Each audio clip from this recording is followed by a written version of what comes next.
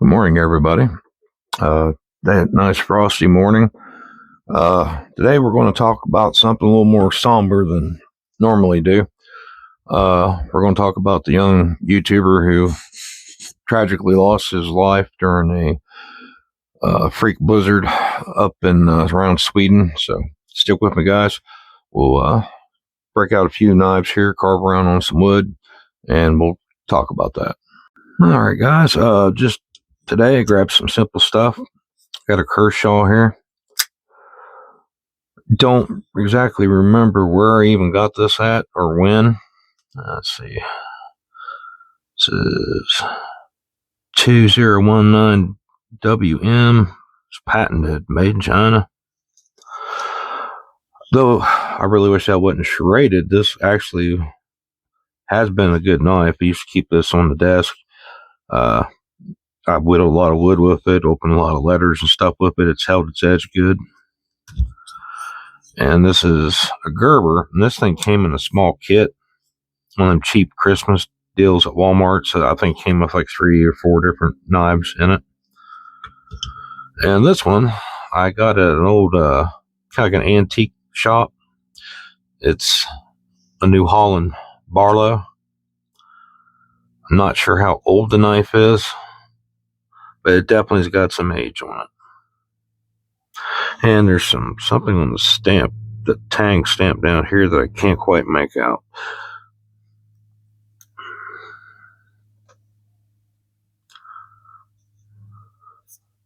And she actually has a patent number on it. Yeah, old traditional Barlow style knife.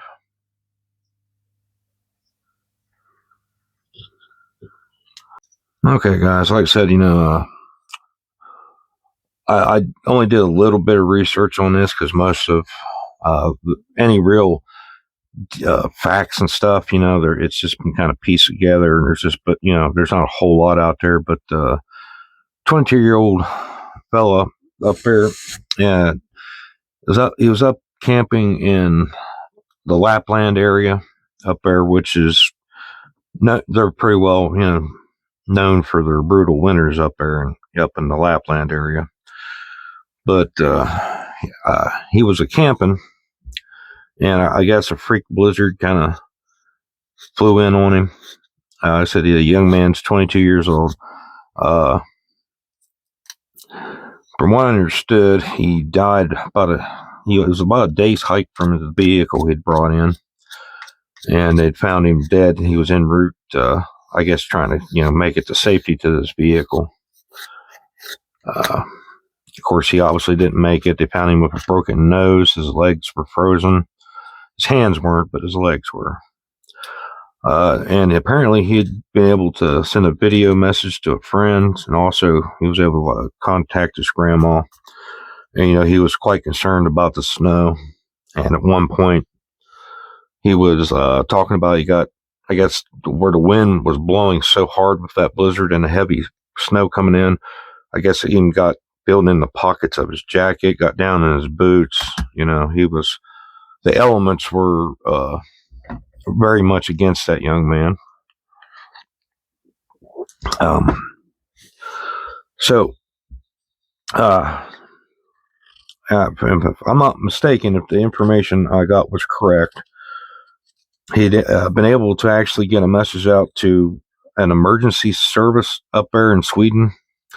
And I guess typically they'd flew in with a helicopter, to rescue somebody, but that intense freak blizzard prevented them from being able to come in that night and rescue him, which unfortunately he wasn't going to be able to make it that night. But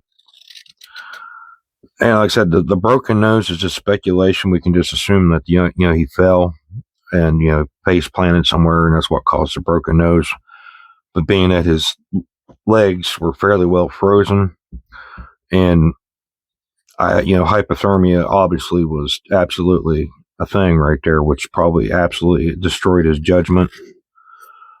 Sometimes hypothermia can really sneak in on you too. And it can be subtle enough that you may not even know that it's happening to you, especially if you're by yourself.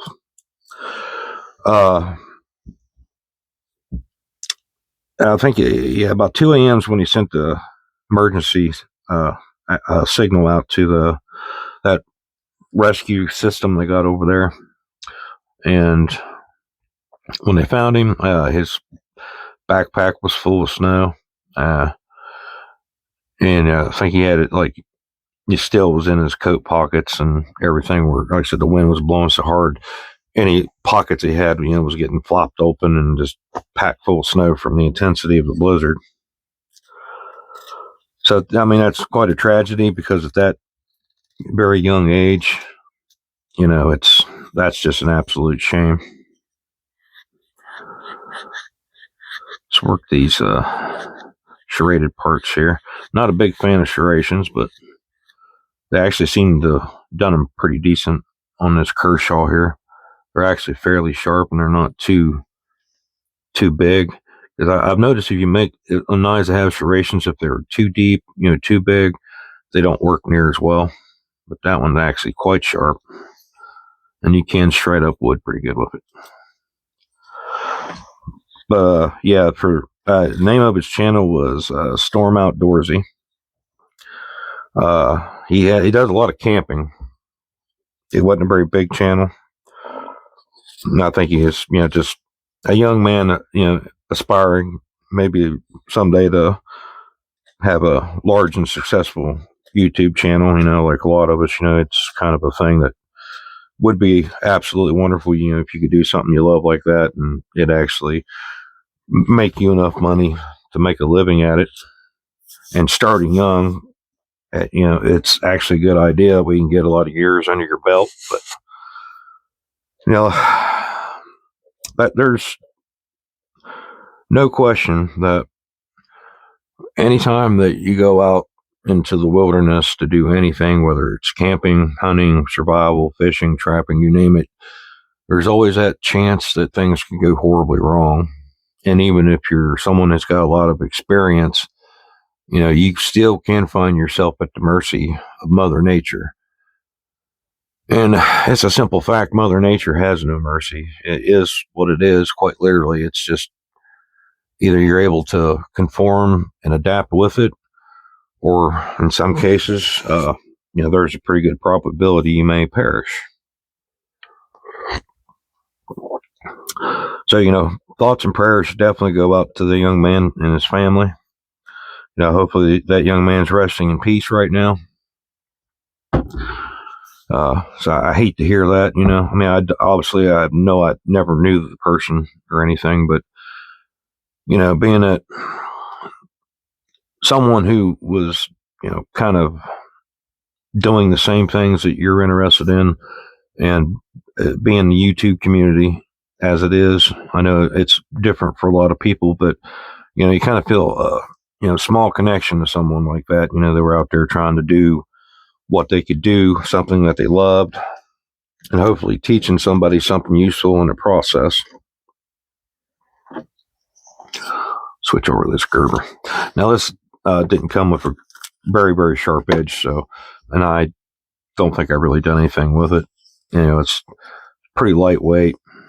It's a nice kind of spare knife to fill in a kit, kind of slim. It's your typical budget bin kind of knives. It's very light aluminum scales. It's probably got the CR, I'm gonna guess 7 MOB 13 kind of steel to it. Yeah, she's not one to cut the greatest in the world. Yeah, put a lot of pressure on her to get that right there going. But so what I find in them situations, and I am absolutely not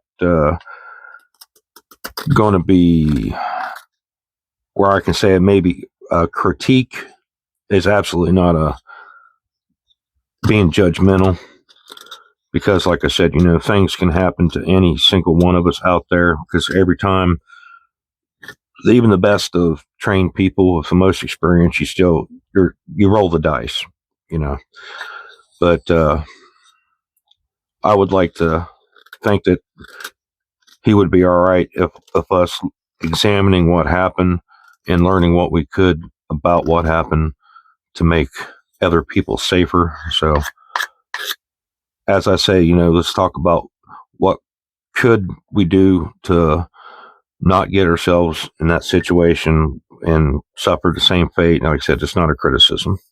So, before I cut to the next segment here and I go into that, I want to make that perfectly clear.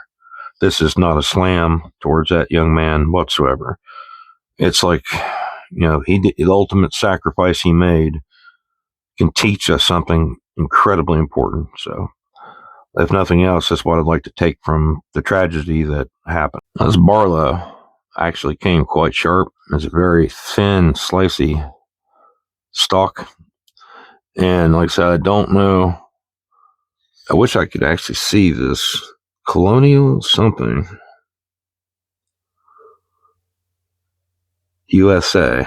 This thing was made in USA at the very least. So I don't know what steel is in it. It almost puts me in mind of that Sawzern steel that came out of Germany, and they made a lot of knife blades out of. It's a fantastic steel. It's got that kind of feel to it and that patina it took. But man, this thing is wicked sharp.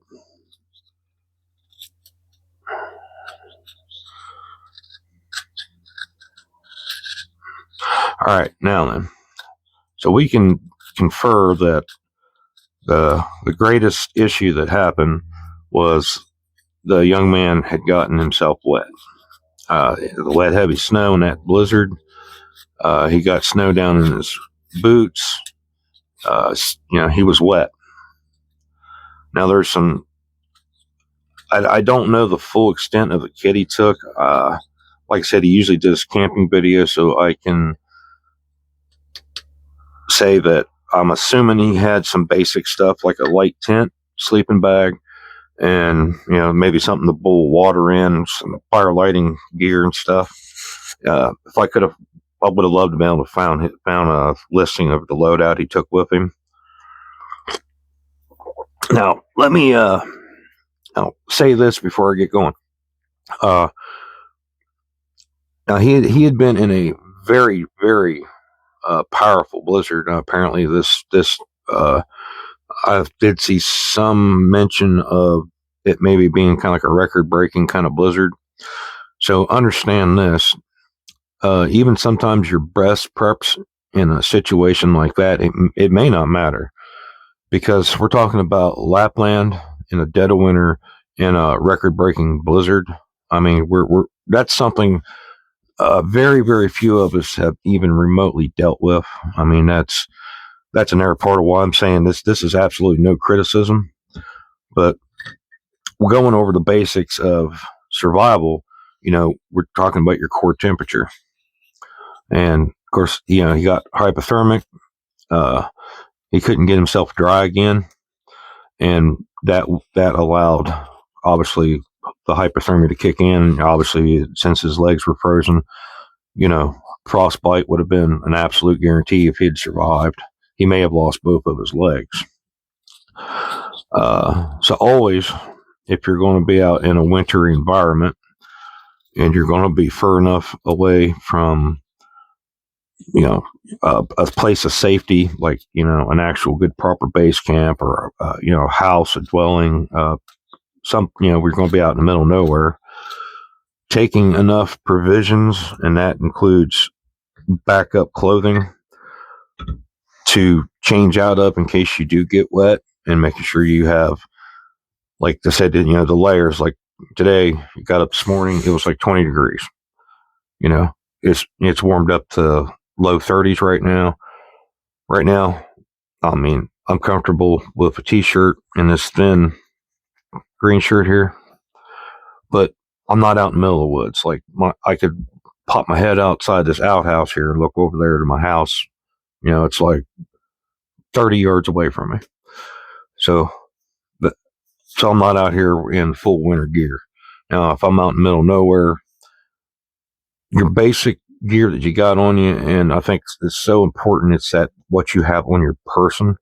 It's like the shell, that outer shell, some kind of very very strong, heavy duty, waterproof, windproof outer shell is so important.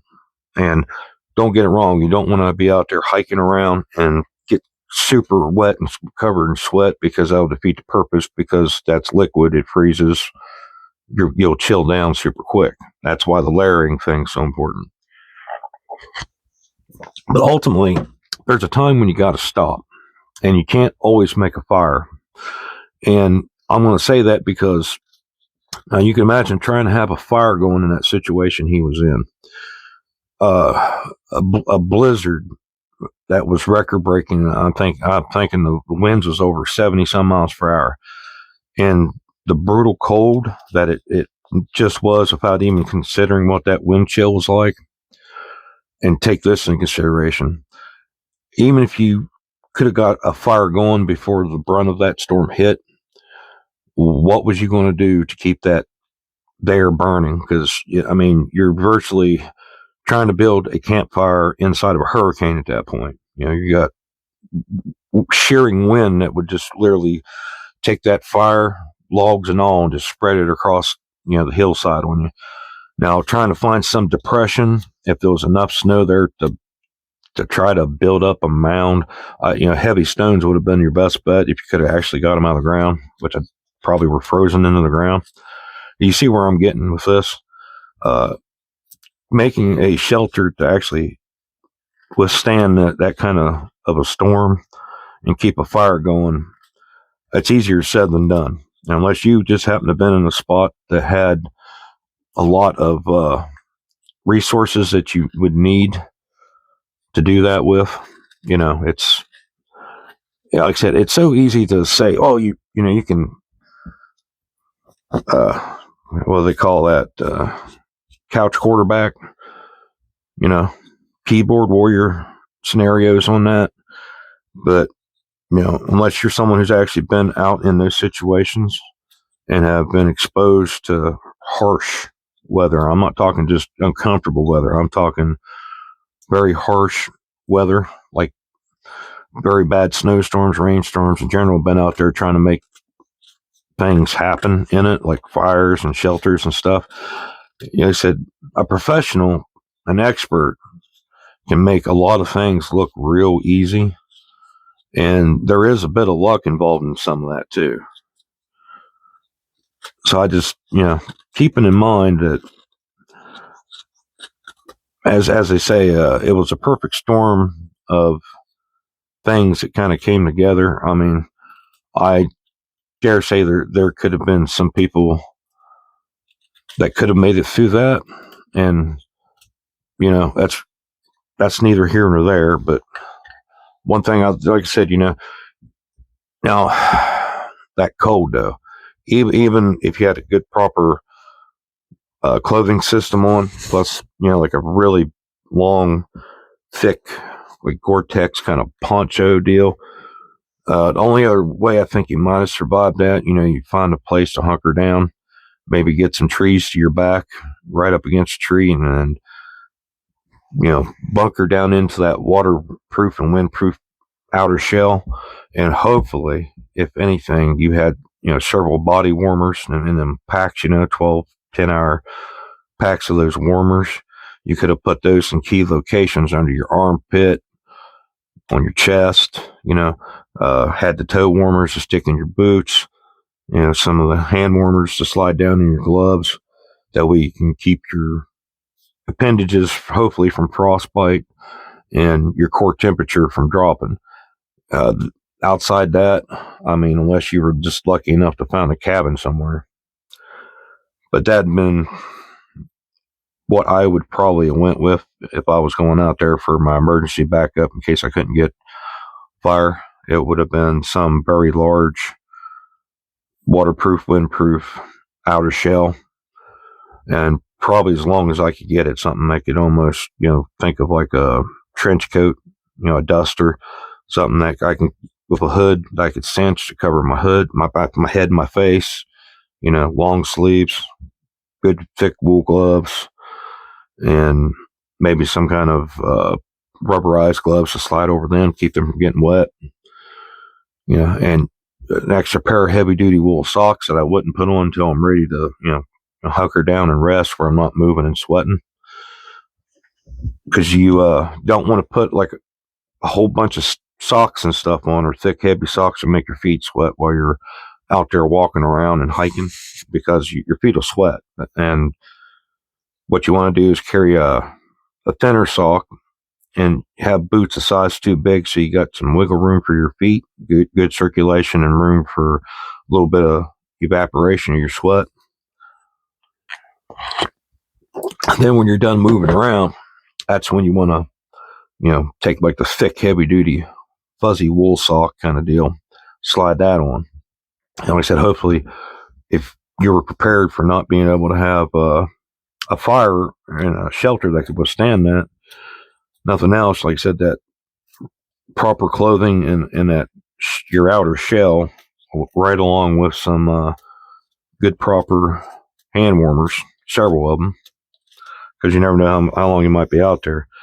And finding a good windbreak wherever side that the wind is going on, get somewhere where you can get down in a little cove, or if nothing else, put your back against a tree to the wind. It sucks. I mean, survival, that's what survival is. I mean, all the skills and gear definitely can help, but if you're in a true survival situation, guys, it just sucks. All right, here. Looks like we have rambled on quite a bit here, guys, so I'll get ready to close the video. Okay, guys. In closing, like I said, I don't live in Swedish Lapland. Our winters can get pretty brutal here. I mean, they've been pretty rare over the last couple of decades. But we used to have good proper winters here in West Virginia.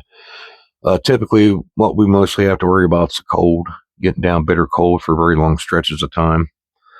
But it's been a while since we had good heavy snowfall. But that could happen at any time. So rethink your winter kit. Even as your car kit, truck kit, whatever you got for emergencies. And though it may be a hassle, always think maybe to bring some hand warmers, body toe warmers, at least enough for maybe a night or two, and always carry a good winter coat. And if you can get something that is both well insulated plus water and windproof. But usually if it's waterproof, it's windproof. Now, the insulation thing could be the difference, but just be prepared, because, no one wants to lose their life.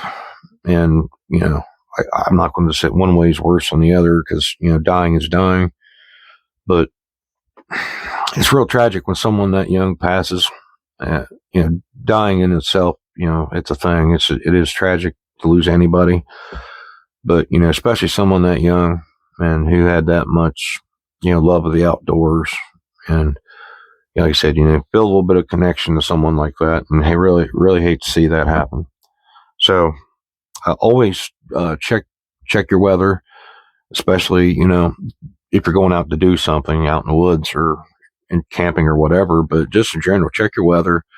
If you could see in a day or two or even a week stretch of bad weather, go ahead and take the time, get some stuff ready to put in your vehicles, stow a little extra stuff at work in case you're stuck at work, and ways to keep yourself warm where you're not dependent on fire. Because in a lot of situations, you may not be able to make the fire, and there could be all kinds of scenarios. If you're in the middle of a city, you're trapped inside your office building, et cetera, et cetera, et cetera. There's all kinds of reasons you might not be able to make a fire. So have some backup options to, take care of that. They even got electric hand warmers now. Plug them in, they charge up. If you don't want to buy the chemical disposable ones, but have some kind of plans. That way, if the worst does happen, you guys are safe. And with that, I appreciate each and every one of you. Thank you for watching, and I'll see y'all in another video.